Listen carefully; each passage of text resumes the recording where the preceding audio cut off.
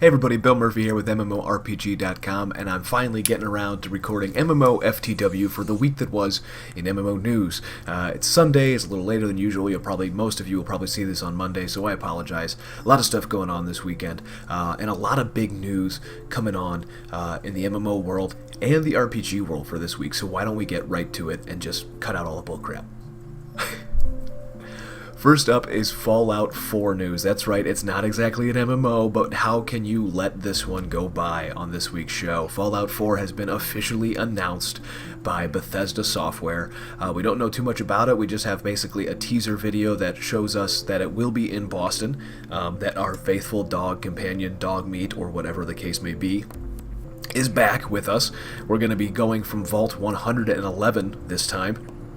And we also have the sneaking suspicion that we're finally going to have a protagonist with a voice, which means maybe we'll get some more of a personal story with this post-apocalyptic story this time in Fallout. Everything about the game, all the major details, will be revealed on the Bethesda's E3 showcase, which is this coming Sunday, June 14th at 7 p.m. Pacific. So if you are awake and able on the East Coast at 10 p.m. or, gosh, like 3 a.m. or something like that all the way in Europe, just stay tuned to the Twitch channel over on Bethesda Software, and you'll be able to catch the full reveal from their panel live in LA. And next up is something a little bit less exciting, a little bit more depressing. The short-lived DC Comics properties MOBA Infinite Crisis from Turbine is shutting down officially on August 14th. They just never seem to get a real audience with this one for whatever the reason. It seems that the game is spent more time copying other MOBAs and less time focusing on the fact that it had a really unique IP to try and make a real go of things with. A lot of folks on our forum said if it were played more like Smite, they maybe would have played it more, because this one was basically a League of Legends clone with DC Universe characters. It will be shutting down service on August 14th, 2015, and in the meantime, it looks like Turbine is going to be turning their attentions towards mobile gaming, so I wouldn't be expecting an Asheron's Call 3 anytime soon. It's a sad one, but of course, as we all know, there's definitely not a shortage of MOBAs on the internet right now.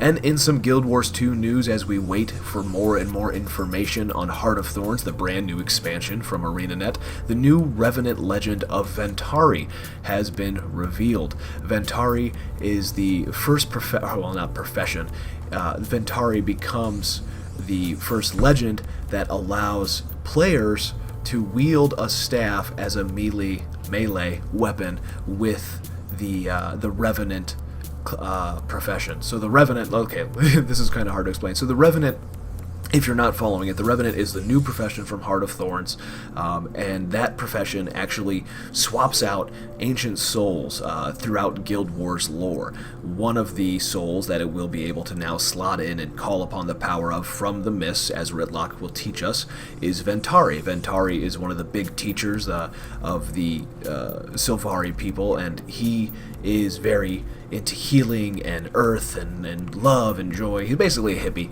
with antlers. And anyway, you'll now be able to use the staff with the Revenant as a melee weapon. You'll be able to have a lot of rejuvenating and healing effects with all of your abilities. Essentially, I wouldn't call the Revenant, while slotting the Ventari legend, an actual healer, but it might be the closest thing we're going to get, unless some more of the classes have specializations that do the healing role, because this one seems to have a lot of it. Ventari's Will passes through allies and heals them, but will require strategic placement to be most effective. Protective Solace is a barrier that, when summoned, will knock back enemies, destroying the tablet that the Ventari Revenant is holding, but it will leave a spot on the ground, or shards on the ground, that if they're walked over will also heal allies. And then there's Energy Expulsion, which is an elite skill which will dismiss the tablet, knock back enemies, interrupt skills, and heal allies walking over any remaining shards. As you can see, everything sort of revolves around healing and keeping players alive, so it's definitely a support role that this Ventari slotted Revenant will play, and it's pretty cool. There was some gameplay this past Friday on the Guild Wars 2 channel, and hopefully we'll get a chance to try it out in one of the upcoming beta events for Heart of Souls soon. And in Landmark and yes, EverQuest Next news, the latest producer's letter came out, and they basically, I'll just put it down for you. You can read the whole thing over on the Landmark site or read snippets of it on the MMORPG's forums and news page. But the big deal is that they're going to start shifting a lot of the development off of Landmark for now and taking all the tools and everything they've built in Landmark and be focusing on EverQuest Next. That's right. So they've got a lot of bugs and priorities that are on the list for Landmark still, but major features, it's the game's feature complete.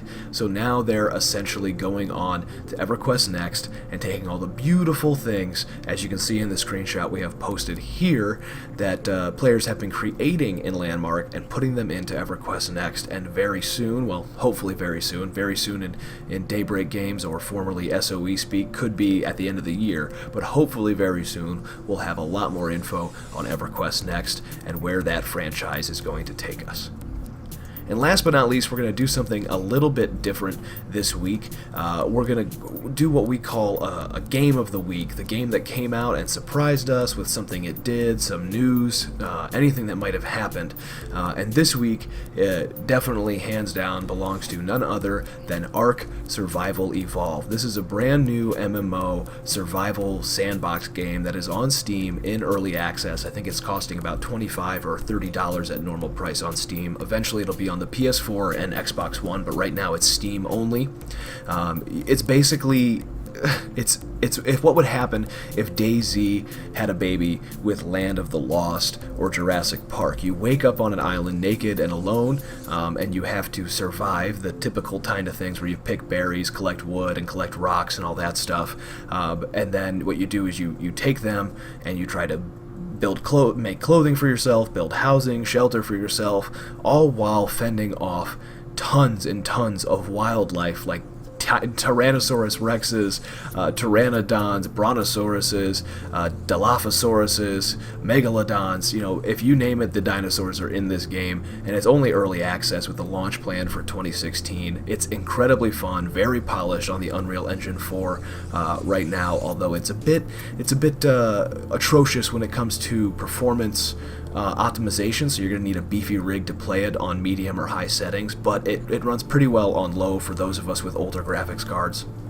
And over the past week or so, the devs have been very, very attentive and focused on the forums over on Steam and on the community hub, so they're keeping us abridged about all the patches. You can make your own servers. The official servers right now only hold 70 people, but as the time goes on, they will hold over hundreds of people. Some of the unofficial servers that are being hosted by clans and websites and stuff like that hold up to 100 players right now. Nice big island to play on. There are PvP servers, there are hardcore servers, there are PvE servers if you're like me and you don't like just being ganked as soon as you wake up on the island.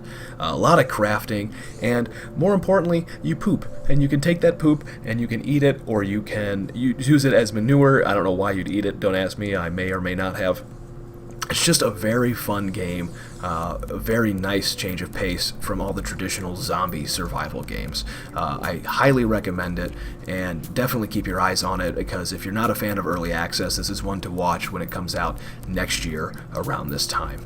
Well, that'll do it for us this week, folks. As always, don't forget to follow us on Twitter, Twitch, YouTube, and Facebook at MMORPG.com without the dot. I'm your host, Bill Murphy. You can follow me on Twitter at TheBillMurphy. And remember, don't let a bad pug get you down.